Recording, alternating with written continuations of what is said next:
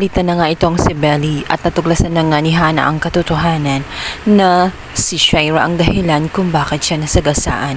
At sinadya yun ni Shaira dahil sa nalaman nito ang sekreto niya na magkasabwat sila ng kanyang kapatid na si Leon. Nag-imbestiga si Hana hanggang sa natuklasan niya ang kinaroroonan nitong si Shaira.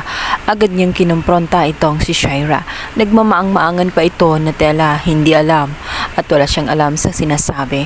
Sinabihan pa niya si Hana na ayaw niya ng gulo. Ngunit, sinabihan siya ni Hana na siya naman talaga ang nagsimula ng gulo kung bakit nadamay pa ang kanyang anak na si Belly na napaka-inosente. Kahit hindi niya mapapatawad itong si Shaira. Sinadya umano niya ang bagay na yun na sagasaan itong si Belly dahil sa kanyang nalaman at dahil na rin sa narinig niya ang usapan nito tungkol sa kanilang dalawa ni Leon na sila ang dahilan kung bakit nadukot si Shaira. Jordan ang lahat-lahat.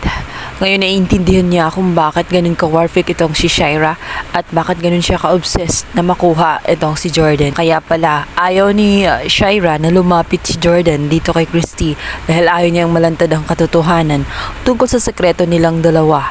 Magkapatid pala ang dalawa. Yun ang matagal nang tinatago-tago. Nagtatalo nga si Shaira at itong si Hana. Nag-aagawan sila sa baril. Hindi naman patatalo itong si Shaira. Napansin ni Hana na may kakaiba na nga kay Shaira. Lalo't ang kanyang mga mata ay nanlilisik na tela wala na nga siya sa katinuan. Napagtanto-tanto niya na baka kapag kinalaban niya lang lalo itong si Shaira ay baka mapahamak lang siya at siya pa ang makulong. Kung kaya tinayaan na lamang niya ito. Samantalang itong si Jordan ay agad na nakatakas. Alam niya nakasal ngayon ni Christy at nitong si Leon.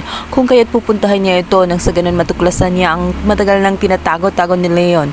Kung saan pinagluluko lamang niya itong si Christy para lamang mapasunod sa kanyang mga kamay. Tapos ang seremonya kung saan ganap na ngang kasal si Leon at itong si Christy. Subalit dito naman darating itong si Jordan kung saan may dalang masamang balita.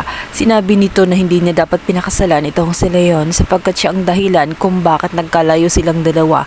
Magkapatid silang dalawa ni Shaira at sila ang dahilan kung bakit nadukot itong si Christy at sinadya niya talaga ang mga pangyayari ay nakaplano dahil si Shaira at itong si Leon ay may kanyang-kanyang kagustuhan.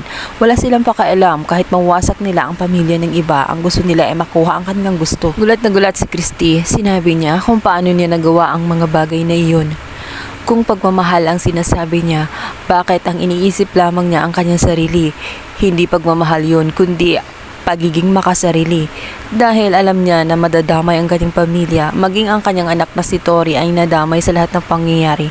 Nagkagulo at nawasak ang kanyang pamilya dahil lamang sa mga maitim nilang mga plano.